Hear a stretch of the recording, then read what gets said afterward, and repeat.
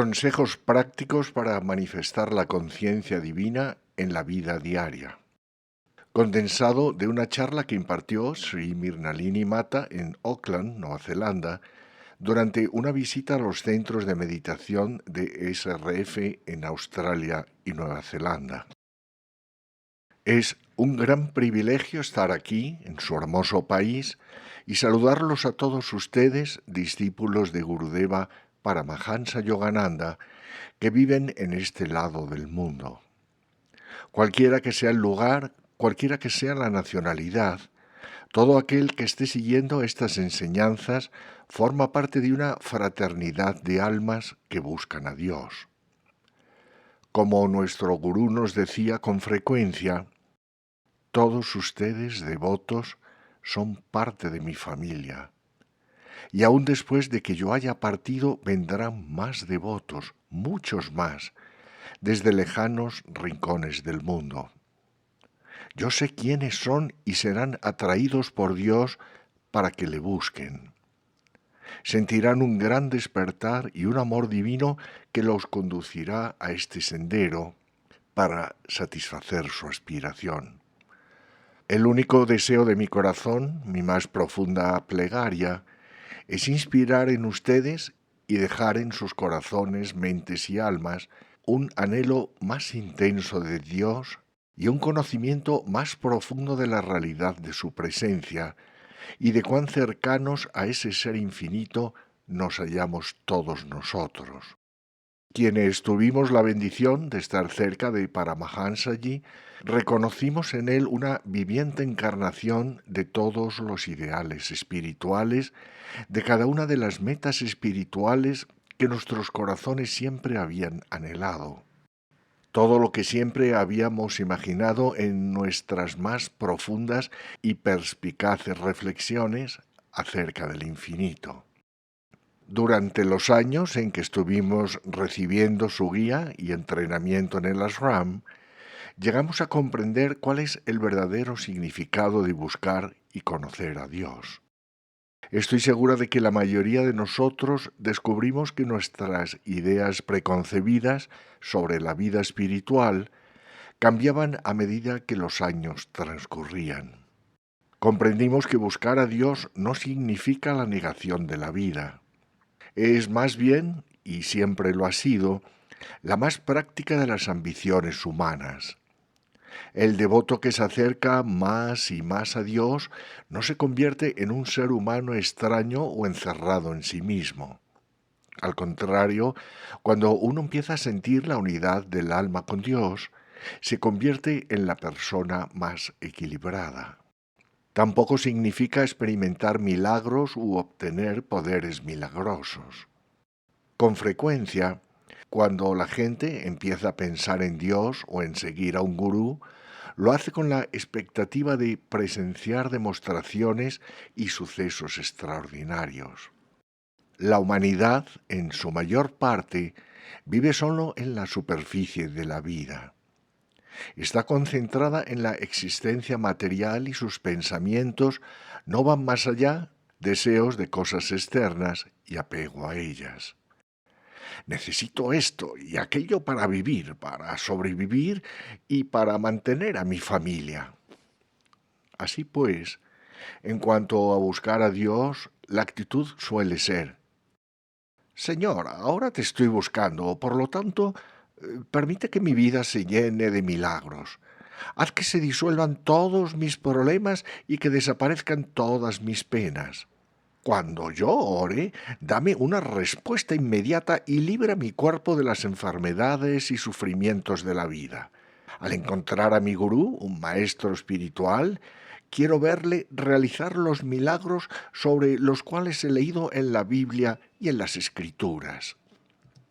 Cuando a instancias de Dios, el gurú de nuestro maestro y los parangurús enviaron a Gurudeva por primera vez a Occidente para difundir las enseñanzas del yoga, él solía hacer demostraciones públicas del poder de Dios, del infinito potencial de la mente y de la voluntad, tal y como Cristo hizo en su tiempo. Pero más tarde nos reveló: La gente solicitaba la curación del cuerpo o me pedían que orase para el éxito de sus negocios. Pero tras sanar de sus enfermedades o después de que sus negocios mejorasen, se olvidaban por completo de Dios. Se mantenían en lo superficial sin buscar nunca algo más profundo. Por ello, en los años posteriores dejó de hacer tales demostraciones. Quería concentrarse en el verdadero ideal de su misión, que consistía en despertar en los corazones receptivos un profundo amor y anhelo por Dios, de modo que Él se convirtiera en la realidad primordial en la vida de cada uno de nosotros. A menudo, cuando los devotos piden «Cuéntenos anécdotas sobre el Maestro», esperan oír relatos de curaciones o poderes milagrosos. El Maestro tenía esos poderes. Yo le vi manifestarlos en muchas ocasiones, pero llegué a comprender que el poder del gurú era mucho más profundo, mucho mayor que el de cualquier despliegue espectacular. Él tenía el poder de elevar y transformar para siempre las vidas de los seres humanos.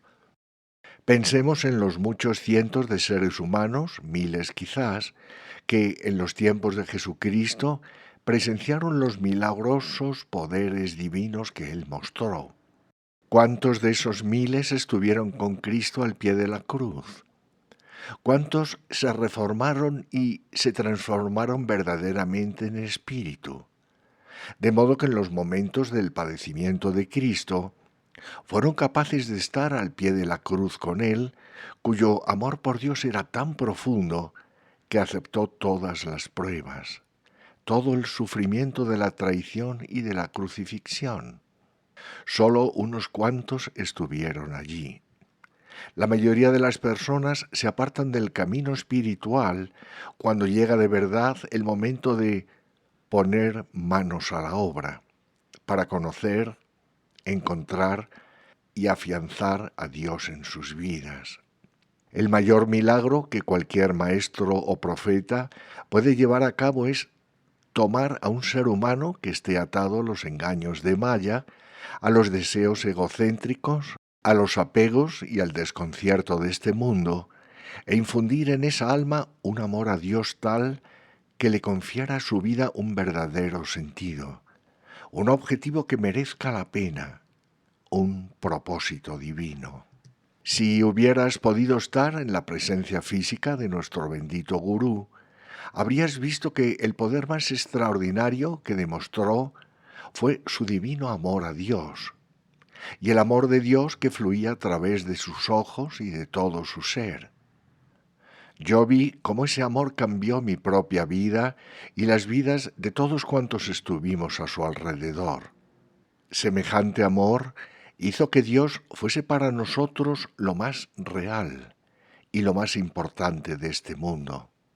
Y puedo comprobar, incluso hoy en día, cómo esa transformación tiene lugar en las vidas de todos los buscadores que siguen sinceramente sus enseñanzas y de ese modo entran en el aura de su presencia y su conciencia siempre vivientes. Gurudeva vino a Occidente con un especial designio divino que recibió de Cristo y de los grandes maestros: revivir la religión, despertar de nuevo el verdadero significado de la religión. En lugar del eclesianismo externo, como él le llamaba, enseñó cómo construir un templo en nuestro interior, en el que cada día entráramos a meditar profundamente en Dios y viviésemos para servirle a Él. La religión, enseñaba a Gurudeva, ha de ser una experiencia real de Dios, no simples palabras o preceptos de las Escrituras. No te pido que creas ciegamente, decía. No te pido que aceptes ningún dogma, pero sí afirmo lo siguiente. Si practicas y aplicas estas enseñanzas y las técnicas de meditación, percibirás dentro de tu propio ser la presencia de Dios y la verdad de las palabras que te he expresado.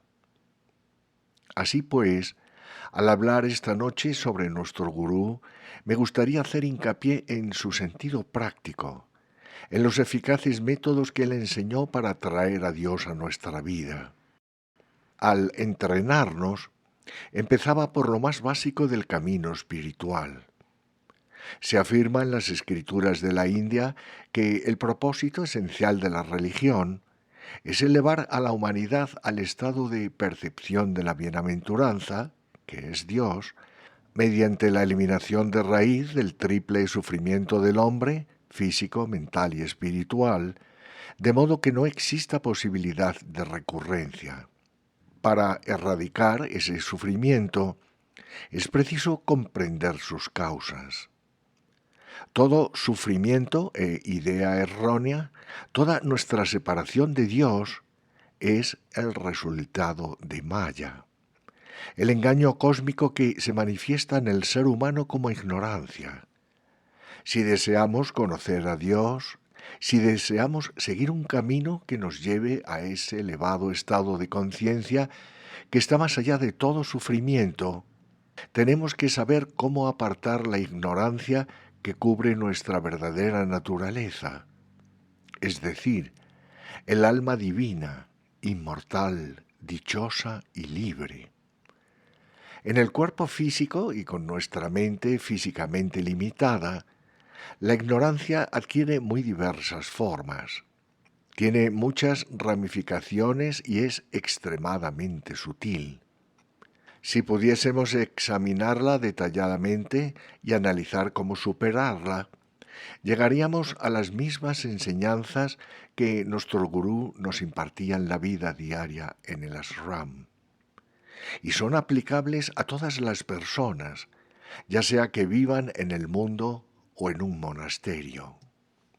Una forma de ignorancia que aflige la conciencia de la mayoría de las personas radica en que son esclavas de los gustos y aversiones. ¿Nos damos cuenta de cuánto gobiernan nuestras vidas? Mucho de lo que hacemos no está motivado por nuestra comprensión de lo que es correcto o erróneo, sino por sentimientos irracionales de atracción o repulsión que se hallan en nuestro interior. Un principio fundamental de la vida espiritual es aprender a elevarse por encima de los gustos y aversiones del ego identificado con el cuerpo, a fin de permitir la expresión del más elevado discernimiento del alma. Mas esto no significa la negación de la vida, ni que debe uno de dejar de disfrutar de las cosas. Significa que uno deja de estar atado a los hábitos creados por los gustos y aversiones, los cuales perpetúan el engaño de que somos limitados seres mortales. Debes recordar, explicaba el maestro, que estás hecho a la imagen de Dios. ¿Es la imagen de Dios este pequeño cuerpo, la mente y los 5 sentidos, que son tan limitados y que, comparativamente, son capaces de experimentar muy poco? No. La imagen de Dios que mora en nosotros es el alma. La mente humana y el cuerpo son sólo instrumentos externos a través de los cuales se expresa el alma. Siempre estarás atado por la ignorancia y limitado por el cuerpo y los sentidos si permite que ellos se impongan. Me gusta esto, por consiguiente lo hago. No me gusta aquello, por lo tanto no lo hago. Voy a exponer un sencillo ejemplo de cómo él nos enseñaba.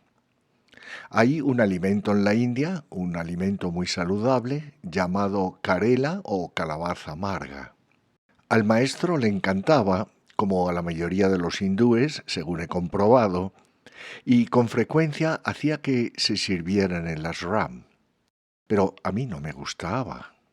Y sabiendo que supuestamente no debíamos tener gustos ni aversiones, nunca se lo dije al maestro. Un día en que comíamos con él en el comedor de la ermita de Encinitas, empezó a servir calabaza amarga. Aquel día no me sentía bien.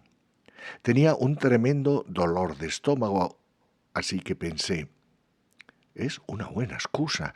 Hoy no es preciso que la coma. Le diré simplemente al maestro que no me encuentro bien y en consecuencia me disculpará. Así que cuando me ofreció ese alimento, lo rehusé y añadí, tengo un fuerte dolor de estómago, prefiero no comer esto. Oh, ¿tienes dolor de estómago? Preguntó él. Sí, maestro. No te preocupes, ven aquí, me indicó. Así que me levanté y me acerqué a él. Tomó mis manos entre las suyas y dijo, ahora mírame, mírame a los ojos, inspira profundamente, expira. El dolor de estómago ha desaparecido, ¿verdad? Y así fue, el dolor desapareció al instante. Sí, gurú, le dije. Pues come, ahora a comer, concluyó él. Pero no fue ese el final de la lección de la calabaza amarga. Algún tiempo después, el maestro la sirvió de nuevo y supongo que aquel día me sentí muy audaz. Comenzó a servirme una gran porción y le sugerí, maestro, sírvame solo un poco. A mí no me gusta la calabaza amarga. Ah, exclamó, ¿no te gusta? No, maestro. Pidió a uno de los discípulos que trajera un plato grande. Entonces el maestro tomó toda la calabaza amarga que había en la fuente de servir y la puso en ese plato. Luego me lo entregó y dijo, siéntate y come. Tuve que sentarme allí y comer todo el plato de calabaza amarga. Las lecciones que el maestro nos daba eran sencillas y directas, y ejercían un efecto maravillosamente liberador en nosotros. Pronto aprendimos que cualquier cosa que él nos indicara era importante, incluso las orientaciones en apariencia casuales o las instrucciones más básicas.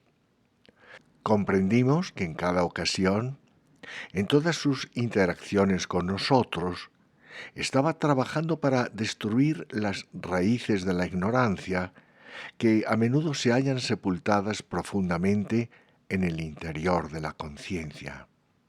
No se ocupaba demasiado de lo que decíamos, sino de nuestros pensamientos y del nivel de conciencia en el cual se hallaba nuestro ser.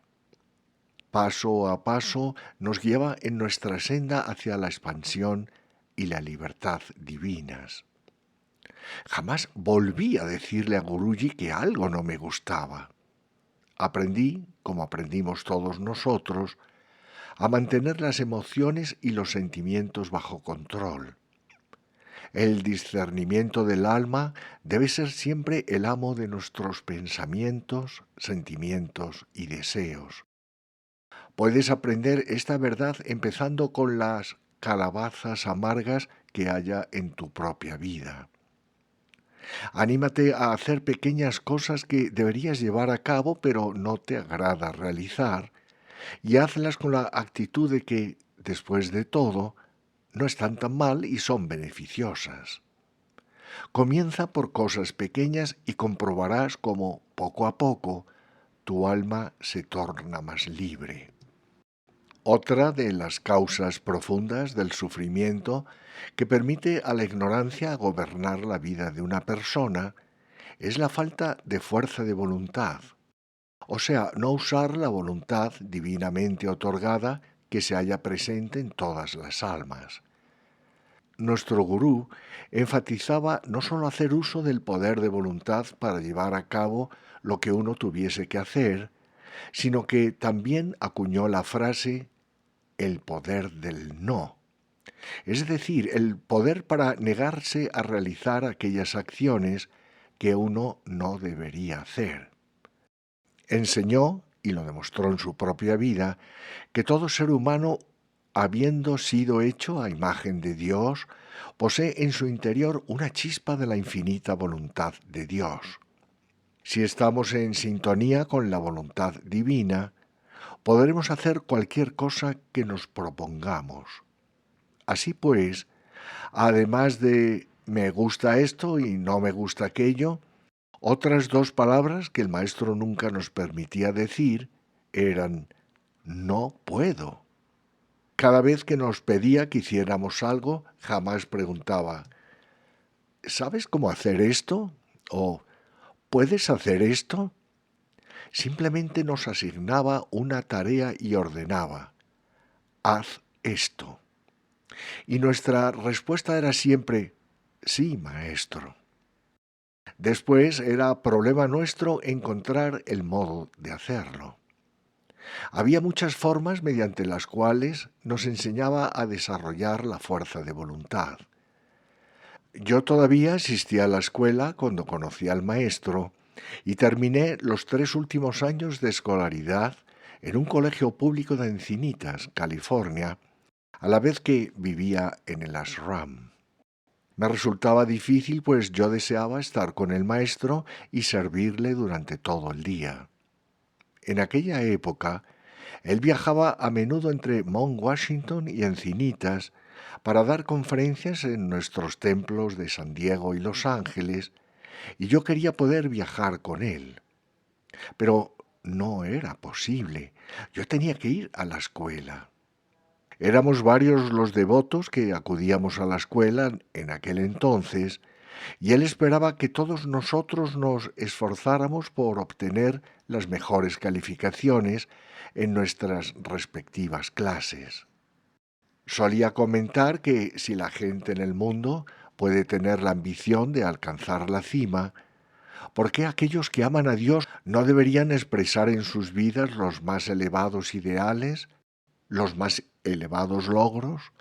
Todo lo que valga la pena hacer, hay que hacerlo bien, nos aconsejaba.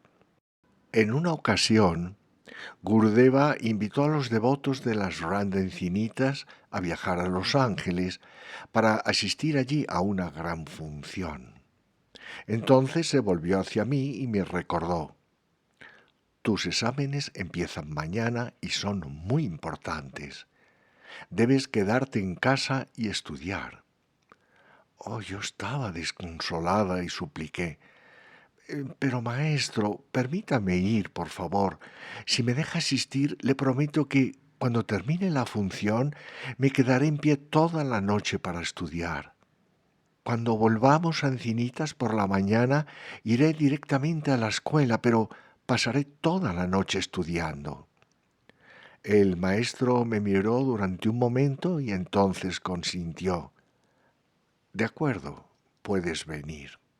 Así que nos desplazamos a Los Ángeles y asistimos a la función en la ciudad. Después fuimos a la sede central. Era muy tarde cuando llegamos allí, por lo menos la 1 de la madrugada. Subí a mi habitación. El maestro permaneció abajo conversando con algunos monjes. Yo sabía que si me sentaba me quedaría dormida. Pensé, no. Le he prometido al maestro que pasaría toda la noche estudiando para el examen. Así que me quedé de pie. Me apoyé contra la pared con el libro en la mano, estudiando. Debería de ser alrededor de las 3 de la madrugada, cuando el maestro subió. Llamó a la puerta y cuando la abrió me vio allí de pie estudiando. Me dijo: oh, pobrecita, es muy tarde, necesitas descansar. ¿Por qué no te acuestas ahora? Duerme y descansa un poco. Yo pensé, qué amable, el maestro va a liberarme de lo que le prometí. Pero entonces reflexioné. Bueno, yo tengo que hacer mi parte. No he de darme por vencida con demasiada facilidad. Debo asegurarle que estoy dispuesta a cumplir mi promesa. No, maestro, contesté. Yo le prometí que si usted me permitía venir, pasaría el resto de la noche despierta y estudiando. Yo pensé, seguro que ahora va a decir, no, ya está bien, ve ahora a dormir un poco. Pero él solo me miró y concluyó, está bien. Cerró la puerta y se marchó. Pasé el resto de la noche repasando mi trabajo escolar concienzudamente. Al día siguiente hice el examen y gracias a las bendiciones del maestro, sumadas a mi propio esfuerzo y voluntad, obtuve la nota más alta de la clase. De ese modo, Guruji nos entrenaba para no rendirnos ante las flaquezas del cuerpo. Si alguna vez observaba que estábamos relajando nuestros esfuerzos, apuntaba sin rodeos: ¿qué es esto?, en un tono de voz que inmediatamente nos hacía corregirnos. El propósito era recordarnos lo que nos había enseñado. Dentro del dedo meñique tienes suficiente energía atómica, eléctrica, energía divina, como para que, si pudiera ser liberada, suministrase electricidad a toda la ciudad de Chicago durante 3 días. ¿Y dices que estás cansado? ¿O que no puedes hacer esto y no puedes hacer aquello? La voluntad es la dinamo que extrae esa energía, ese infinito potencial de Dios que está en tu interior. El maestro mismo era infatigable. Nunca parecía cansarse. Prestaba servicio sin pensar en el cuerpo durante todas las horas del día y de la noche. Para él no existía el tiempo. El mayor descanso que llegamos a verle dar a su cuerpo fueron 3 o 4 horas por la noche. Pero incluso durante ese tiempo no dormía del modo común. Comentaba: ustedes creen que me voy a la cama y duermo, pero en realidad me sumerjo en la conciencia infinita. Quienes prestábamos servicio con el maestro debíamos hacerlo al mismo ritmo. Era un gran ejercicio para la voluntad. Algunas veces trabajábamos durante 20 horas al día o incluso las 24 horas. Era una maravillosa demostración en nuestras vidas de cómo el poder de Dios sostiene el cuerpo y la mente de aquellos que sirven con buena disposición y con la conciencia de su divina presencia. No es necesario vivir en un ashram para aplicar este principio. Donde quiera que uno esté, puede infundir en su vida esa actitud. De Dios he venido y vivo por el directo poder de Dios. Mi voluntad, mi vida, mi vitalidad no son más que un pequeño préstamo tomado del infinito poder de Dios. Por lo tanto, pienso en Él. Le recuerdo mientras llevo a cabo todas las obligaciones de la vida, realizándolas en cualesquiera circunstancias que mi vida requiera. Reconozco el infinito poder de Dios en mi interior, que, fluyendo a través de mí, respira a través de mi respiración, sirve a través de mis manos y piensa a través de mis pensamientos. Y finalmente, me fundiré de nuevo en el infinito Dios, después de que este pequeño cuerpo mortal haya cumplido su papel correspondiente en la vida. Mediante todas estas lecciones, el Gurú nos enseñaba lo siguiente: aprende a despertar el divino poder que mora en tu interior para ayudarte a superar la ilusoria sugerencia de la ignorancia o limitación que dice: soy este pequeño cuerpo, siento dolor, tengo tal enfermedad. Mi cuerpo no puede hacer esta tarea porque está sufriendo. Mi cuerpo necesita ropa cálida porque hace frío.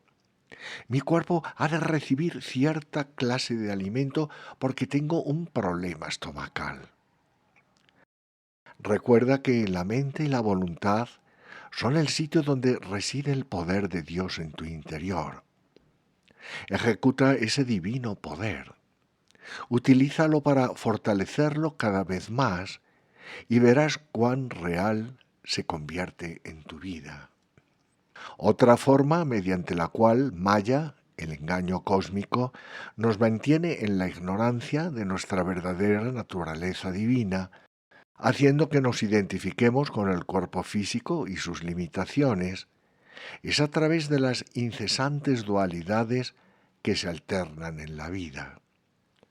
La creación entera se basa en el principio de la relatividad o dualidad, lo positivo y lo negativo, el gozo en contraste con el pesar, el placer y el dolor, la luz y la oscuridad, la vida y la muerte. En la conciencia de una persona que se identifica con el mundo físico, la experiencia de los opuestos crea perturbación en los pensamientos y las emociones. Las escrituras enseñan que la presencia de Dios se refleja en cada uno de nosotros como alma, la cual es nuestro verdadero ser. Y nuestro gurú a menudo citaba este ejemplo. El reflejo de la luna aparece distorsionado en un lago agitado por el viento. Del mismo modo, la imagen del alma reflejada en el cuerpo no se ve con claridad en una mente inquieta e identificada con los sentidos. A fin de reflejar plenamente la imagen de Dios, el lago de nuestra conciencia debe estar en perfecta calma, sereno ante las tormentas de la vida y los constantes cambios de las dualidades y relatividades. La meditación, por supuesto, es esencial para alcanzar esa quietud interior. Y, como enseña el Bhagavad Gita, el único modo de percibir a Dios mientras uno se encuentra externamente atareado en la vida consiste en practicar la ecuanimidad, lo cual significa que ante las inevitables dualidades de la vida, el lago de la conciencia se ha de mantener inalterado por las emociones. Eso no hace que nos convirtamos en autómatas sin sentimientos.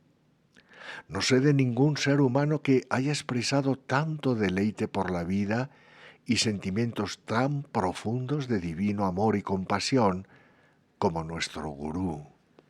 Él sentía profundamente los gozos y las penas de la vida, pero solía afirmar: aun cuando estoy experimentando estos sentimientos en lo exterior, mi mente siempre mantiene una serena claridad en la cual la imagen de Dios y mi conciencia se reflejan como un ser perfecto. La mayoría de la gente no advierte hasta qué punto limita constantemente su felicidad y su libertad, reaccionando de manera exagerada ante los contrastes de la dualidad con los que tropieza en la vida diaria. Por ejemplo, el calor y el frío. Cuán susceptible es el cuerpo a las temperaturas extremas. Los yogis de la India ponen a prueba el poder de su ecuanimidad soportando calor o frío extremos sin permitir que se altere su conciencia. Y el maestro con frecuencia nos hacía practicar esto mismo en el ashram. En los últimos años de su vida, Guruji pasó mucho tiempo en el retiro del desierto trabajando en sus escritos. Fue allí donde llevó a cabo la mayor parte de su traducción y comentario del Bhagavad Gita. Él dictaba y una de nosotras, sentada ante la máquina de escribir, anotaba sus palabras. Algunas veces trabajaba continuamente durante muchas horas seguidas, todo el día y por lo general hasta altas horas de la noche. Alrededor del retiro del desierto había un terreno cercado y cuando el maestro había terminado su trabajo solía proponernos: vengan, vamos ahora a dar un paseo por el solar, bajo las estrellas y la luna. Por la noche podía hacer mucho frío en el desierto, muy por debajo del punto de congelación. Aquel fue un periodo excepcionalmente frío, de un frío glacial. Y como vivíamos en el sur de California, no teníamos mucha ropa de invierno. Una noche salimos hacia las 3 de la madrugada a caminar. Yo llevaba un abrigo y había tomado una manta con la que me había envuelto. El maestro llevaba solo una chaqueta ligera. caminaba inhalando el aire fresco y sintiéndose de maravilla. Pero yo estaba tiritando miserablemente. Hacía tanto frío que apenas podía caminar. Por fin, después de haber dado un par de vueltas al solar, pensé, bueno, seguro que esto es suficiente. Cuando vi que iniciábamos una vuelta más, comenté, Maestro, ¿hace tanto frío? ¿Me disculpa? Me gustaría regresar al retiro. ¿Frío? Exclamó. Mírame a mí, yo no tengo frío. ¿Por qué permites que tu mente acepte la idea de frío? Bueno, para entonces yo ya le había sugerido aquello a mi mente, así que me resultaba muy difícil cambiar. Seguí sintiéndome helada el resto de aquel paseo alrededor del recinto. La noche siguiente recordé la lección y pensé, el maestro no tenía frío. Aseguraba que todo está en la mente, por lo tanto, le digo a mi mente, no hace frío. Pero tuve la tentación de mirar el termómetro cuando salíamos por la puerta trasera. Hacía más frío del que había hecho la noche anterior y el viento helado empeoraba la situación porque soplaba tan fuerte que apenas podía uno caminar contra él. Pero en esta ocasión yo había condicionado la mente. Afirmé, no, no hace frío, voy a disfrutar de esta experiencia. Voy a pensar en Dios y en la belleza del cielo, las estrellas y la luna en presencia de mi gurú. Aquella noche caminamos a la intemperie durante casi una hora y no sentí frío en absoluto.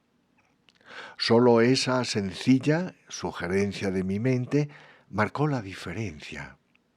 Así que esta actitud funciona. Sé que funciona. Si yo puedo hacerlo, tú también puedes. Aprende a sugerir pensamientos positivos a la mente. Sugiéreselos con firmeza y energía. Cree en ellos cuando los sugieras y verás que los milagros suceden en tu vida. Comprobarás que te conviertes en dueño del cuerpo y de la mente. Guruji, que era muy práctico, solía decir, si tienes frío y hay un calefactor disponible, enciéndelo o ponte un abrigo. Si tienes calor y puedes encender un ventilador, hazlo. Pero jamás permitas que la mente haga que te sientas contrariado, disgustado o desdichado si no puedes modificar esas condiciones. El yogui debe aprender también a mantener la ecuanimidad al afrontar la enfermedad y el sufrimiento corporal. Esta es quizás una de las pruebas más severas porque cuando hay dolor en el cuerpo es difícil aplicar la filosofía de que la materia no es real o darnos cuenta de que no somos el cuerpo. En esos momentos se siente uno muy identificado con su forma física.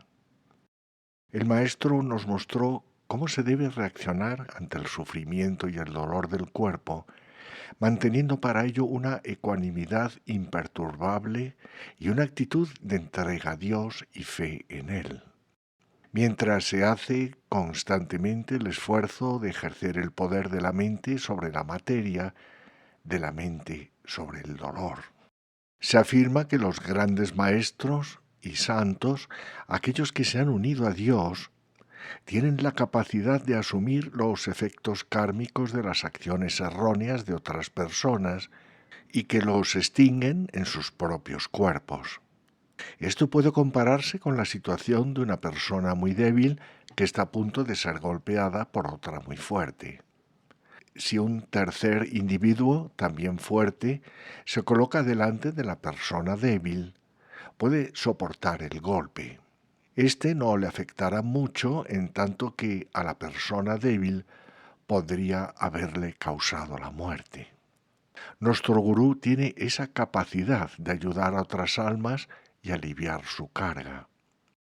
Yo le vi hacerlo muchas veces, y él mismo nos comentaba, he tomado el karma de todos ustedes y de muchos otros. Devotos de todo el mundo le escribían pidiéndole curación. Puedo recordarle leyendo aquellas cartas por la mañana temprano. Se sentaba en su sillón con las piernas cruzadas en postura de meditación y oraba profundamente por cada uno de ellos. Durante tales periodos, de vez en cuando veíamos que se manifestaban en el propio cuerpo del maestro, de modo más leve, algunos de los síntomas de la enfermedad que había tomado sobre sí por la gracia y el poder de Dios y que padecía alguna persona solicitante de su ayuda. Hasta el final de su vida, el maestro nos confesó que Dios le advirtió que ya había recibido en su cuerpo demasiado karma de los demás. La Madre Divina me dice que ya no debo aceptar más, afirmaba, pero nunca le vi rechazar a nadie. No podía. Guruji no solo tomaba el karma de las personas que solicitaban su ayuda, sino que también tenía el poder de asumir el llamado karma colectivo. Las almas muy elevadas pueden hacerlo. Por eso Juan el Bautista pudo decir de Jesús, Él quita el pecado del mundo. Por ejemplo, durante la Guerra de Corea, que empezó en 1950, algunas veces estábamos con Gurudeva y oíamos sus palabras durante profundos estados de samadhi, cuando clamaba de dolor al sentir en su propio cuerpo las balas de las ametralladoras y el sufrimiento de aquellos jóvenes que estaban muriendo en el lejano campo de batalla. Atravesó por experiencias similares durante la Segunda Guerra Mundial, así como al final de la década de 1940, cuando en la India hubo grandes inundaciones, escasez y hambrunas. Mientras se identificaba en Samadhi con la humanidad afligida, experimentaba en su propio cuerpo las agonías de aquel sufrimiento, al permitirle Dios asumir gran parte de la carga del karma colectivo, con el fin de aliviar el dolor y la oscuridad de la humanidad. Recuerdo que en la época de nuestra primera convención mundial, que se celebró en la sede central en 1950, el maestro padecía de ciertos problemas en las piernas. Incluso era incapaz de permanecer de pie o de caminar sin experimentar un intensísimo dolor, así que acordamos que sería conducido en automóvil hasta la cancha de tenis, donde tendría lugar la reunión. Todos estábamos orando y nos hallábamos preocupados. ¿Cómo va a poder subir al estrado para dar la charla? Cuando llegó el coche y se detuvo, aquellos de nosotros que conocíamos las dificultades por las que atravesaba su cuerpo en tales momentos, conteníamos con ansiedad la respiración. Se abrió la puerta y el maestro salió del auto. Y todos al unísono suspiramos con asombro porque verdaderamente parecía que el maestro no caminaba, sino que flotaba. Sus pies apenas tocaban el suelo mientras subía por la rampa hasta el podio. Estuvo allí de pie durante 2 horas y habló a la concurrencia. Luego saludó a cada uno de los asistentes y permaneció así durante muchas horas después de su charla.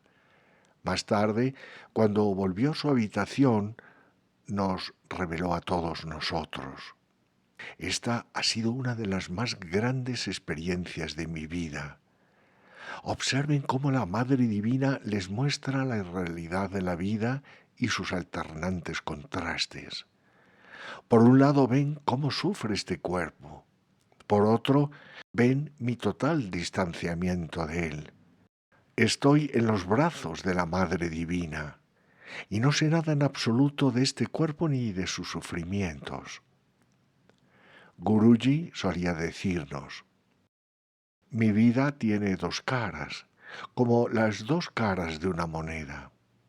Por un lado Él siempre era consciente de que todo en la creación, su cuerpo, nuestros cuerpos, la habitación, la mesa, la silla, todo, está hecho de la infinita conciencia divina, en la cual no hay limitaciones, ni dolor, ni sufrimiento.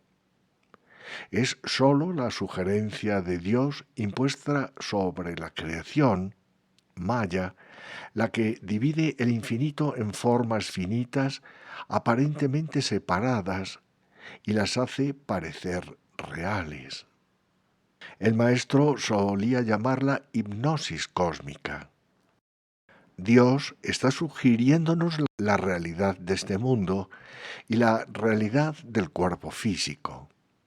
Y debido a ese hipnóptico pensamiento que Dios nos sugiere poderosamente, las aceptamos como reales. Guruji nos explicaba que al tomar un cuerpo físico, incluso los avatares, grandes almas que han alcanzado la liberación, pero que retornan a la tierra como hizo nuestro gurú, para ayudar a liberar a otros, ayudar a liberar al mundo y mostrar la vía para encontrar a Dios a las almas que le buscan, deben aceptar una cierta parte del engaño cósmico o limitación. Sin ese engaño, sin Maya, que hace parecer real el mundo, los átomos de su cuerpo no podrían permanecer unidos. Serían como verdaderamente son, solo incondicionada luz y conciencia de Dios. Nosotros fuimos testigos de este hecho en la vida de nuestro gurú. Como estaba viviendo en un cuerpo físico, como el tuyo y el mío, que podía sentir dolor y se hallaba sujeto a las limitaciones de la enfermedad y de las lesiones, y cómo al mismo tiempo lograba expresar el infinito poder y potencial de la mente para trascender esas realidades físicas. Cuando le decía a su cuerpo, levántate y anda, aquel cuerpo se levantaba y andaba incluso si estaba enfermo sufriendo. Algunas veces parecía imposible que fuera capaz de cumplir con el compromiso de dar una conferencia o de reunirse con personas que habían venido de lugares distantes para verle. Impertérrito se preparaba para la reunión o la entrevista y, cuando llegaba el momento, repentinamente todo vestigio de enfermedad desaparecía. Gracias al ejercicio de su voluntad y gracias a la fe en el infinito poder que había en su interior, podía afirmar: Dios siempre viene en mi ayuda. La Madre Divina nunca me indica hasta el último momento si va a darme o no el poder y la capacidad, si va a apartar o no de mí las dificultades o el sufrimiento. Todo lo que sé es que ha llegado el momento de servirle, de compartir a Dios con todos los que han venido buscando mi ayuda. Pero siempre, en el último instante, es como si ella me alzara en sus brazos hacia su gran amor y su gran luz. Pues bien, después de aquella ocasión en la convención, nos confió: cuando salí del auto, de pronto dejé de tener conciencia del cuerpo, dejé de sentirlo.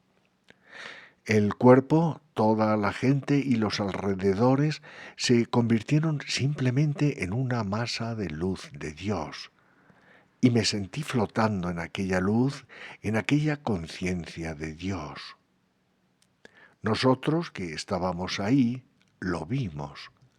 Fue un auténtico milagro del que fuimos testigos, y supimos que un poder divino había elevado a nuestro gurú en aquel momento. Guruji decía: en un lado de mi conciencia está el mundo material y el cuerpo. Sin embargo, siempre, incluso cuando me expreso a través de esta forma física, siempre, en el otro lado veo la irrealidad de todo. En una ocasión, en el desierto, había estado dictando su interpretación del Bhagavad Gita. Nosotros nos hallábamos sentados a sus pies mientras él exponía algunas ideas muy profundas sobre la naturaleza de la creación y la irrealidad del mundo, sobre cómo Dios impone su malla a la humanidad, haciéndonos creer que todo eso es tan real y tan importante. Entonces se recogió profundamente en su interior durante un rato. Había una cierta mirada que aparecía en el semblante del maestro cuando su conciencia se interiorizaba profundamente y se enfocaba en Dios. Siempre reconocíamos esa expresión y permanecíamos en silencio. Estábamos allí esperando que continuara dictándonos cuando de pronto empezó a reír. El maestro tenía una risa maravillosamente cálida y muy contagiosa, así que al cabo de un momento todos estábamos riendo con él. Por último exclamó: ¡Oh, qué gran broma! ¿Con qué gran truco Dios está jugando con todos ustedes? ¡Cuán irreal es este mundo y sus experiencias! Todo es Dios. Todo es una película de Dios, un drama de luces y sombras de Dios en esta sala de espectáculos del cosmos. Mas no es real, no es real. La Madre Divina solo les está engañando. Ustedes lo toman tan en serio, pero no es más que una broma que la Madre Divina les está gastando. Pero entonces su semblante se tornó muy serio, y lágrimas de divina compasión empezaron a rodar por sus mejillas mientras nos miraba a todos y cada uno de nosotros. Pero siento lástima por todos ustedes, afirmó con gran ternura, porque para ustedes este mundo aún es real. No lo tomen demasiado en serio, continuó. Obsérvenlo todo como un espectáculo de Dios. Alegrías y penas, decepciones, ilusiones, sufrimientos, vida y muerte. Una buena película tiene todas estas particularidades. Siempre que las circunstancias comiencen a perturbarlos, a deprimirlos y a hacer que se sientan desanimados, dirijan sus pensamientos a Dios y díganle: pero yo sé, oh Señor, que esto es sólo una película onírica y temporal proyectada por el rayo de tu luz y por tu conciencia. Yo soy una chispa de esa infinita luz y conciencia que está representando durante algún tiempo un pequeño papel humano en este cuerpo, pero sé que no es real. Aprendan a reír ante el espectáculo con el que Dios los engaña, haciéndoles creer que es real. Aprendan a ver la realidad tras las escenas de la película del engaño. Miren a la Madre Divina. Miren el rayo de luz. Es el único refugio seguro. Otra de las raíces de la ignorancia incrustadas en nuestra segunda naturaleza, el ego, que mantienen la conciencia limitada a la dualidad, son los estados de ánimo alternantes de felicidad y pesar. También forman parte del engaño que debemos aprender a trascender. Recuerdo una mañana en que el maestro me llamó. Aquel día estaba yo rebosante de felicidad, pero en cuanto puse el pie en su habitación, el maestro comenzó a reprenderme. Algunas de las cosas por las que me censuraba no eran responsabilidad o culpa mía, pero aún así su reprimenda era tan severa que mi alegría se desvaneció, desapareció por completo, y empecé a sentirme sumamente triste. Pocos minutos después me envió de regreso a mis obligaciones. Habíamos aprendido que el maestro siempre tenía alguna razón para cualquier forma de entrenamiento que nos diera. No intentábamos defendernos ni explicar o justificar nuestras acciones, pues sabíamos que Él no solo estaba ocupándose de lo que pensábamos o hacíamos en aquel momento, estaba cavando profundamente en la tierra de nuestra conciencia, intentando destruir todas las semillas de las imperfecciones alojadas en nuestro interior y tratando de sacar a la luz la perfección de Dios oculta en nuestras almas. Yo empecé a pensar, bueno, me merecía esa reprimenda, que la mereciese o no por las cosas concretas por las que me ha amonestado carece de importancia. Tengo que aceptar siempre esas reconvenciones con la actitud correcta. Poco a poco empecé a recuperar la paz y la sintonía con el maestro. Y en el momento que esto ocurrió, me llamó de nuevo. Esta vez él era todo amor y amabilidad, que es como normalmente lo encontrábamos. ¿Ves cómo has venido a mí esta mañana? Eras todo sonrisas y todo felicidad, señaló. ¿Y ves cómo todo desapareció después solo por la pequeña contrariedad de una reprimenda? Debes aprender a cultivar el gozo de Dios en los inviernos de tu vida, cuando hay pruebas y tribulaciones, así como en los veranos cuando todo marcha maravillosamente. Si no aprendes a hacerlo, entonces, en el momento que una prueba se presente, cuando alguna pequeña perturbación llegue a tu vida, tu gozo menguará y descubrirás que, al perder el gozo, pierdes también la conciencia de Dios. Cuando te llamé la atención esta mañana, tu felicidad no debería haberse evaporado como ocurrió. Debiste haber sido capaz de mantener esa felicidad tanto en el invierno del problema como en el verano de la paz, de la satisfacción y de la felicidad espontánea.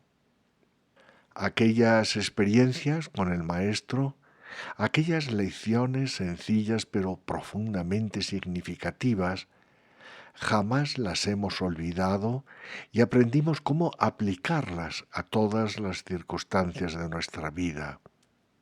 Vimos, por ejemplo, que cuando un devoto se altera demasiado o se siente sumamente afectado por las alternativas olas de gozo y pesar que agitan la conciencia de la mayoría de los seres humanos, el resultado es el mal humor. Los estados de ánimo negativos, solía afirmar nuestro gurú, son una expresión del mal karma pasado, tendencias erróneas o deseos que no hemos superado espiritualmente, pero a los cuales no se les permite manifestarse en esta vida. En otras palabras, ahora hemos aprendido que ciertas acciones son incorrectas y que no deberíamos tomar parte de ellas. Ponemos una barrera mental y decimos, no haré esto. Pero si la semilla de esa acción aún está en el interior de la conciencia, entonces, incluso si uno frustra su expresión directa, es muy posible que se manifieste en forma de estados de ánimo negativos. Tal vez te sientes muy feliz en un determinado momento y luego, por alguna causa no razonable, tu estado de ánimo se deprime y entonces te desalientas. Algún pequeño incidente, desproporcionado por completo con respecto a la reacción, hace que te sientas como si toda tu voluntad y entusiasmo hubieran desaparecido, y empiezas a compadecerte enormemente de ti mismo. Oh, la vida me trata de modo tan injusto.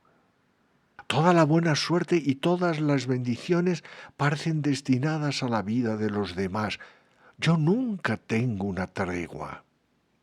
Tales estados de ánimo están limitando al espíritu, asfixiándolo. El maestro jamás nos permitía que los consintiéramos y siempre sabía cuando nos encontrábamos sumidos en uno de ellos. En mis primeros años en el camino espiritual, yo estaba sujeta a estados de ánimo negativos, pero la estricta disciplina del Maestro y las bendiciones de Dios me permitieron superarlos. Recuerdo un día en que me sentía deprimida y Él nos llamó a varios de nosotros para que fuésemos a sus habitaciones. Los demás ya se hallaban allí cuando yo llegué y Él estaba meditando con los ojos cerrados. No abrió los ojos para verme, pero en cuanto llegué a la puerta, agitó la mano y exclamó: Mirina, no entres en mi habitación. No te acerques a mí con esas vibraciones negativas. Vuelve a tu habitación. Así lo hice. Y entonces sí que me enfadé realmente. Pensé, aquí estaba yo sintiéndome muy sola y desanimada, anhelando ser una perfecta devota de Dios y compadeciéndome de mí por estar tan lejos de ese objetivo. Todo lo que necesitaba del maestro era apenas una palabra de aliento y mi mal humor habría desaparecido. Si tan solo hubiera reconocido: oh, lo estás haciendo muy bien, yo te ayudaré. No tienes más que seguir meditando cada vez más profundamente. Solo un poco de afecto y estímulo era todo lo que necesitaba. Pero ahora, en lugar de ayudarme, me rechaza. Pronto aprendimos que esa era la manera en que el maestro nos entrenaba.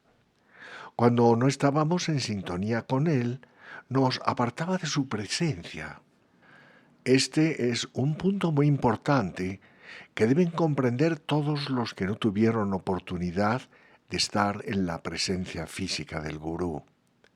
Aun cuando él se hallaba con nosotros físicamente, nos disciplinaba y guiaba no tanto a través del contacto personal y la comunicación a nivel material, sino mediante la sintonía espiritual. Si nuestra sintonía espiritual con el Maestro era la correcta, podíamos entonces recibir su ayuda y sus bendiciones y beneficiarnos de ellas. Y externamente nos permitía estar en torno a Él. Pero si nuestra sintonía espiritual había decaído, nos cerraba la puerta, nos alejaba. Cuando ocurría eso, solo había una cosa que hacer: marcharnos a nuestra habitación sintiéndonos muy desdichados. ¿A dónde íbamos a dirigirnos? Nos poníamos de rodillas ante Dios y nuestro altar y orábamos a Dios. Muéstrame dónde está mi error, cámbiame, dame sintonía con mi gurú, dame sintonía contigo. Transforma esta burda forma mortal con todas sus imperfecciones y limitaciones en un instrumento a través del cual puedas tú vivir y expresarte en este mundo por el bien de mí mismo, de toda la humanidad y de todo el mundo. Al orar de ese modo, de pronto sentíamos una gran paz. Habíamos logrado elevar nuestra conciencia desde un estado de ánimo perturbador, desde las limitaciones y el engaño del ego, y la habíamos hecho regresar a la serenidad y a la sintonía con Dios y el Maestro. En cuanto resurgía la paz, invariablemente comprobé que así ocurría. Alguien llamaba a la puerta o deslizaba una pequeña nota por debajo de ella diciendo: al maestro le gustaría verte ahora. Cuando volvíamos a su habitación, él era de nuevo todo amor y gozo. Comentaba: bueno, no tenía que haberte reprendido de esa manera, no merecía semejante reprimenda. Siento mucho haberte hecho sufrir. Nosotros solo nos inclinábamos ante el maestro y decíamos: oh maestro, aplíqueme esa disciplina en cualquier momento, todo el tiempo. Con la sintonía venía el entendimiento. Sus palabras de censura eran una bendición. Lo había hecho porque se preocupaba de nosotros lo suficiente como para sacudir nuestra conciencia hasta que nos apartásemos de los engaños, de las limitaciones del cuerpo y de la mente. Hoy en día, aunque ya no esté físicamente con nosotros, veo que la guía y las bendiciones que proceden de nuestro gurú son tan reales como lo fueron durante su vida. Sé cuando está disciplinándome o guiándome. Es igual de tangible y puede ser igualmente doloroso. Pero esa orientación y ese dolor me ayudan a superarme. De igual modo, todo el que busque sinceramente a Dios comprobará en su vida que el gurú le ayuda y le guía en la ruta. A medida que lleves a cabo tu parte en el camino espiritual, recibirás sus bendiciones. Y gracias a ella y a tus esfuerzos personales, recibirás las bendiciones y la gracia de Dios. Dios y el gurú te enviarán dificultades, te disciplinarán cuando sea necesario, pero al continuar en el camino aprenderás, así como nosotros tuvimos que aprender y seguimos aprendiendo sin cesar, a aceptar esa disciplina con la actitud correcta. Te darás cuenta de que todo pesar o alegría que se presenta no es una simple circunstancia casual. Viene a ti procedente de Dios y del gurú como parte de tu karma, en el momento que estás preparado para espiarlo, y llega por una razón. Existe en esa situación una lección que has de aprender. Una vez que lo hayas hecho, descubrirás que eres mucho más libre, que estás mucho más cerca de Dios. Te hallarás menos limitado por las restricciones del cuerpo y de la mente y sentirás que ese infinito poder, ese infinito amor y gozo se expresan en tu vida en mayor grado.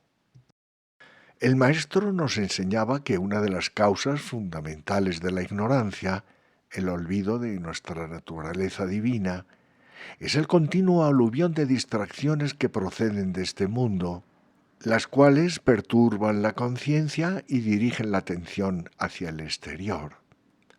La mente es llevada sin cesar a pensar en otras cosas y olvidar a Dios, en tanto que el devoto que desea alcanzar la unión con Dios debe aprender a anclar constantemente la conciencia y los pensamientos en la divinidad. El maestro nos enseñaba a hacerlo de muchas maneras. Algunas veces íbamos a su habitación con la mente repleta de asuntos de trabajo, tales como decisiones que necesitábamos que él tomara, proyectos sobre los que nos había pedido trabajar y así sucesivamente. Estábamos llenos de entusiasmo por llevar a cabo los proyectos, totalmente inmersos en la conciencia de las ocupaciones y la actividad. Él prestaba atención a todos los asuntos durante un rato y entonces, justo en medio de todo esto, cuando nuestras mentes se hallaban atareadas intentando resolver los muchos problemas inherentes al funcionamiento de la organización, de pronto nos indicaba: está bien, ahora siéntense y meditemos. Nos sentábamos a meditar y si acaso nuestras mentes continuaban inquietas, el maestro lo sabía. Entonces señalaba: es su amor a Dios tan insignificante, tan marchito, que no pueden hacer que la mente deje de deambular y de ser atraída por los pensamientos inquietos. Fijen la mente en Dios, abandonen el pensamiento de todo lo demás y sumerjan toda la conciencia en Dios. Así pues, aprendimos a hacerlo. Luego, tras un periodo de meditación, el maestro decía: bueno, ahora volvamos al trabajo.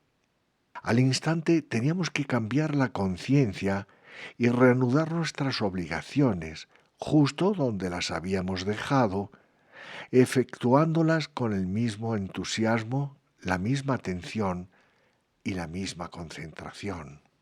Así es como el verdadero yogi, el verdadero devoto, va por la vida, nos explicaba el maestro. La gente común es como un péndulo que oscila de un extremo a otro, siempre en movimiento, siempre agitada. Sin embargo, el yogi permanece siempre en calma, centrado en su verdadera naturaleza, como un péndulo quieto. La persona serena se mantiene en calma hasta que llega el momento de acometer una tarea y entonces se vuelca en la acción, aclaraba Guruji. Sin embargo, tan pronto como su ocupación ha concluido, retorna al centro de la calma. Deben permanecer siempre calmados como un péndulo que está inmóvil, pero que se encuentra listo para abordar serenamente la actividad cada vez que sea necesario. Y había un paso más que dar. Tras dejar la meditación, debíamos llevar con nosotros a nuestras obligaciones y actividades aquella conciencia de la meditación, la conciencia de hacerlo todo como un servicio a Dios, con su poder, energía y vitalidad fluyendo a través de nosotros. En este satsanga he compartido algunos de los métodos muy prácticos que enseñó Guruji, mediante los cuales se puede liberar al alma de la ignorancia, de todo lo que la ata a la conciencia mortal, métodos que se pueden practicar en el mundo exactamente como nosotros lo hacemos en el ashram. Gracias a ellos empezarás a darte cuenta cada vez más de esta verdad absoluta. Yo no soy este cuerpo, soy el alma unida al Espíritu Infinito. El medio más elevado para alcanzar y mantener esa conciencia es seguir las instrucciones espirituales del Gurú en lo referente a la meditación profunda. A través de la meditación se tranquilizan los pensamientos y la conciencia y se logra que se detengan como un péndulo inmóvil y se centren en Dios. En esa serenidad es donde se empieza a percibir la presencia divina. El maestro hacía hincapié en que debíamos procurar que cada momento de meditación fuese importante, un momento de comunión con Dios, una unión de todo nuestro ser con esa realidad. En una ocasión, cuando tomó un periodo de retiro en Arizona para trabajar en sus escritos, algunos de nosotros estábamos con él. Nos hallábamos muy ocupados todos los días. Una mañana hice un esfuerzo especial para despertar más temprano antes del momento en el que pensé que el maestro me llamaría y así podría yo disponer de un rato más para meditar. No fue una meditación muy profunda, pero aún así me sentía orgullosa por haber meditado más tiempo aquella mañana. Sin embargo, cuando vi al maestro me miró y dijo: «No has meditado esta mañana».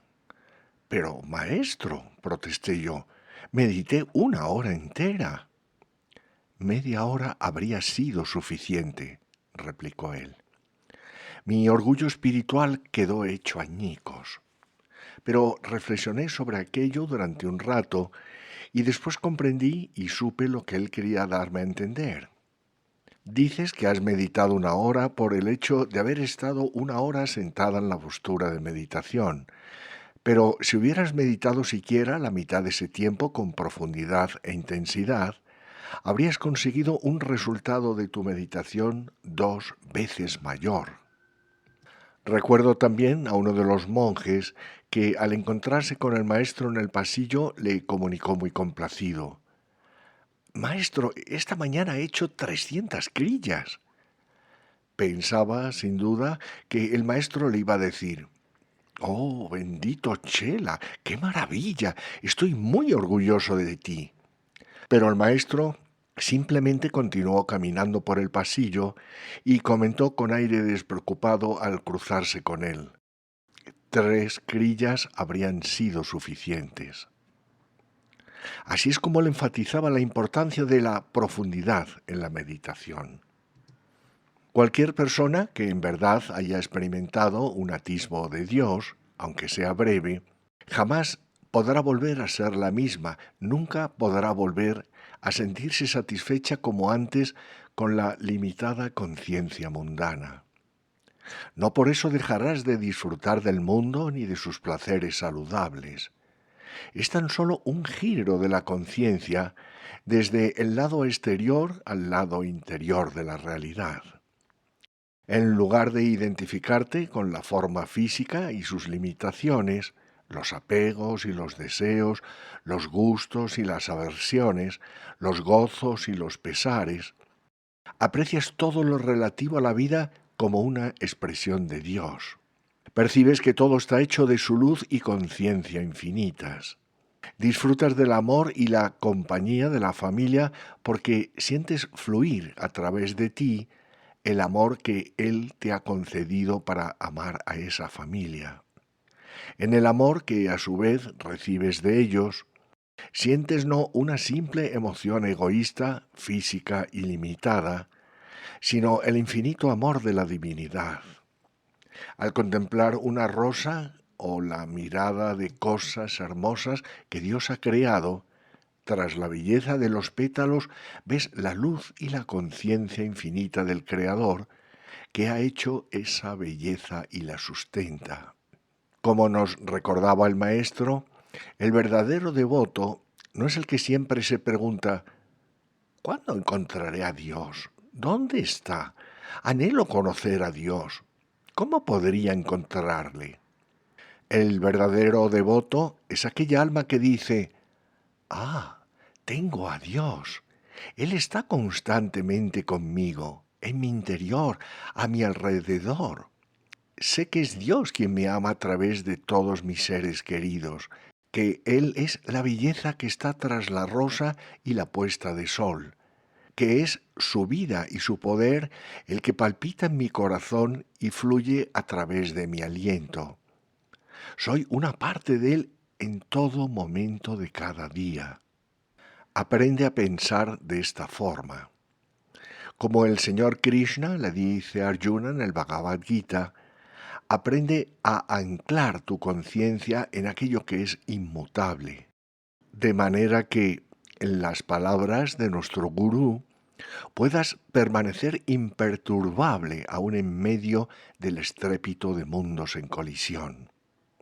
Sean cuales sean las experiencias que debas atravesar externamente, o cualesquiera que sean las lecciones que estés aprendiendo a través de dichas experiencias, permite que la conciencia esté siempre centrada en la única realidad, lo único que nunca te defraudará, que nunca cambiará, que es eterno: Dios y tu relación con Él. Dios se había convertido en algo muy real para quienes vivíamos en torno al Maestro, no sólo debido al entrenamiento que nos daba en la meditación y en la vida espiritual, sino también a través de las manifestaciones de la infinita naturaleza de Dios que presenciamos en la persona de nuestro gurú. Me gustaría relatarles una de tales experiencias. Ocurrió en 1948, a última hora de la tarde. Estábamos muy atareados en nuestras ocupaciones relacionadas con la oficina y el ashram en Mount Washington, cuando el maestro nos llamó a unos pocos de nosotros para que fuéramos a su habitación. Comprendimos por su semblante que se hallaba sumamente interiorizado en la conciencia de Dios. Entramos en absoluto silencio. Él nos indicó con un gesto que nos sentáramos en el suelo. Así lo hicimos y empezamos a meditar. El maestro estaba orando a la Madre Divina desde lo más hondo de su corazón. Conversaba íntimamente con ella, confiándole todos los problemas de la asociación que aún estaban pendientes de resolver y todas las cargas que había colocado sobre sus hombros, al tener que establecer una organización. Sabía que ya no le quedaban muchos años de residir en su forma física y que aún faltaba bastante por llevar a cabo. Entonces se pasó a la habitación contigua y se sentó en el amplio sillón que había allí. Pidió que se le llevara un mango. Iba a compartirlo con nosotros. Cuando empezó a preparar el mango, toda su conciencia fue completamente absorbida hacia su interior por Dios. Y entonces tuvimos el privilegio de presenciar lo que quizás muy pocas veces haya ocurrido en este mundo. En aquel samadhi del maestro que duró toda la noche, más o menos hasta las 8 de la mañana del día siguiente, vimos al maestro conversar con Dios, con la Madre Divina, y oímos cómo ella utilizaba la voz de él para responder. Oímos las palabras que él le dirigía en el tono que nos era familiar. Pero cuando ella respondía, la voz del maestro cambiaba un poco. Tenía un tono diferente, un timbre claramente distinto. Como él nos aseguró, durante este samadhi, Dios les está confiriendo a todos los presentes la bendición muy especial de participar de mi experiencia. Fue una experiencia extraordinaria. Durante algún tiempo, la Madre Divina estuvo mostrándole el inacabable alcance del infinito. Él manifestó que su conciencia se hallaba volando a través del cosmos, expandiéndose hasta los mismos confines de la eternidad, y oímos que le preguntaba a la Madre Divina: ¿es esto el final del infinito? Sí, respondió ella, es el final y sólo el principio. Luego atravesaba una distancia infinitamente mayor en la conciencia y de nuevo preguntaba: ¿es este el final? Y ella respondía otra vez: sí, y sólo el principio. Durante aquel periodo de samadhi, la Madre Divina le confió muchas cosas relativas al futuro de la organización. El maestro nos dijo que la bendición de la Madre Divina y las bendiciones del Gurú acompañarán siempre a esta misión especial encomendada a Self-Realization Fellowship y Yoga Satsanga Society, y estarán continuamente a disposición de toda alma que venga a beber del divino néctar de la presencia de Dios. Cuando el maestro empezó a salir de aquella experiencia infinita, de regreso a este mundo, nos comunicó: de ahora en adelante, interiormente permaneceré siempre en esta conciencia, pero nadie lo sabrá, nadie lo verá. Tras ese periodo, hubo muchas ocasiones en las que el maestro tuvo experiencias muy profundas con Dios. Ustedes ven cómo es ahora mi vida, nos decía. Si pudieran tener siquiera una vislumbre de lo que ahora experimento todo el tiempo en mi interior, no descansarían ni de día ni de noche hasta alcanzar ese estado de percepción de Dios. De ese modo nos hablaba, tratando de despertarnos, de sacudirnos para hacernos salir del letargo del engaño y de la ignorancia que nos hace creer que tenemos que dedicar mucho tiempo al cuerpo, mucho tiempo a dormir, mucho tiempo a olvidar a Dios. Si alguna vez la Madre Divina les mostrara siquiera un poco de la infinita luz, gozo, amor y libertad que yo estoy experimentando, señalaba, no descansarían hasta haber alcanzado ese estado. Si existe un pensamiento, un mensaje que me gustaría dejarte por encima de todo, estaría contenido en esas palabras del Maestro que exhortan a que sacudas de ti, como Él trató de sacudir de nosotros, toda indolencia espiritual, convirtiéndola en un mayor deseo de Dios, en un mayor esfuerzo por meditar profundamente y seguir los métodos que nuestro bendito gurú y la sucesión de gurús nos han indicado. Estas enseñanzas conducen en verdad a la meta divina. Nosotros comprobamos sus resultados perfectamente manifestados en la vida de nuestro gurú y de forma mucho menor en nuestras propias vidas, de tal modo que podemos aportar este testimonio junto al del gurú. Percibir siquiera un poco del infinito amor, del gozo y de la plenitud que provienen de Dios, brindará a tu vida algo que ninguna otra cosa, ninguna búsqueda ni satisfacción humana podrá darte ni remotamente. Inténtalo. Haz un esfuerzo sincero para experimentarlo en tu propia vida.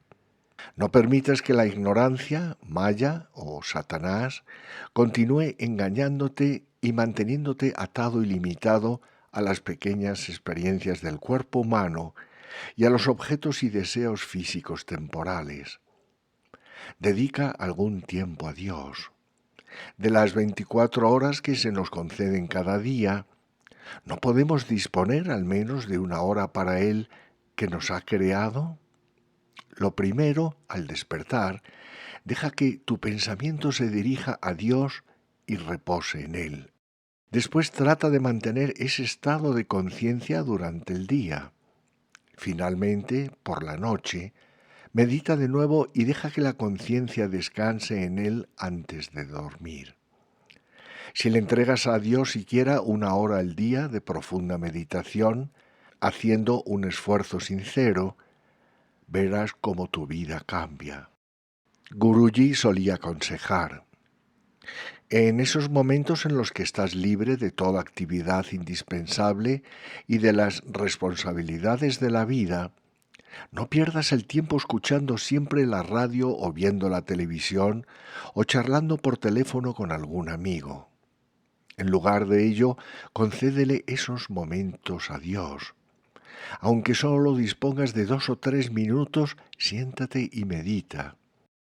O simplemente interioriza la conciencia y deja que los pensamientos descansen en Dios. En estos pocos instantes, siente tal devoción, tal amor y anhelo por Dios, que el mundo entero se desvanezca y sepas que Él es la única realidad. La única relación verdadera es la relación del alma con el Espíritu, la unidad del alma y de todo el ser con Dios.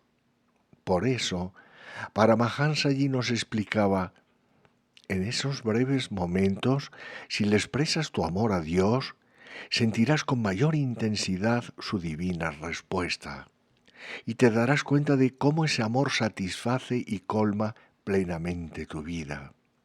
Solo una cosa es necesaria, algo que nadie más te puede dar: el estímulo de tu voluntad y esfuerzo para practicar lo que nuestro gurú nos ha enseñado.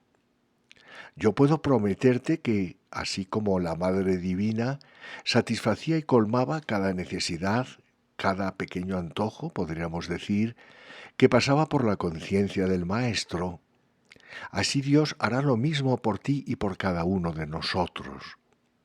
Debes trabajar y llevar a cabo tus obligaciones en el mundo. Dios no pretende que las descuides y no tienes que descuidarlas. Descubrirás que, como dije al principio, a medida que te acercas más a Dios, gradualmente te conviertes en un ser más perfecto y equilibrado. Puedes cumplir con tus responsabilidades de manera más adecuada. Puedes amar a los demás con mayor pureza y tus relaciones con ellos empiezan a mejorar. Tu comprensión comienza a aclararse, por lo que, cualesquiera que sean las condiciones a las que debas hacer frente en la vida, puedes tener una perspectiva despejada y comprender cómo guiar la vida a través del laberinto de las experiencias. Dios te mostrará el modo de hacerlo. Cuando empiezas a eliminar de la conciencia los escombros de todas las limitaciones sobre las que hemos hablado esta noche, es como si la niebla se disipara todo resulta más claro. Tus deberes relacionados con el mundo, la familia, la humanidad y Dios empiezan todos a colocarse en la perspectiva adecuada y descubres que puedes cumplir con todas las responsabilidades que Dios te ha asignado en el papel específico en el que Él te ha colocado en esta encarnación. No permitas que estas palabras sean simplemente una inspiración pasajera. Por el contrario, haz el esfuerzo de convertirlas en tu propia experiencia, en tu propia consecución de la meta de esta senda, que es esa unidad eterna, esa comunión diaria y en todo momento con la realidad que es Dios. Jamás permitas que Dios sea solo una simple palabra. Nunca te des por satisfecho hasta que esta palabra se haya convertido en una percepción espiritual, en una experiencia en el interior de la mente, del corazón y del alma.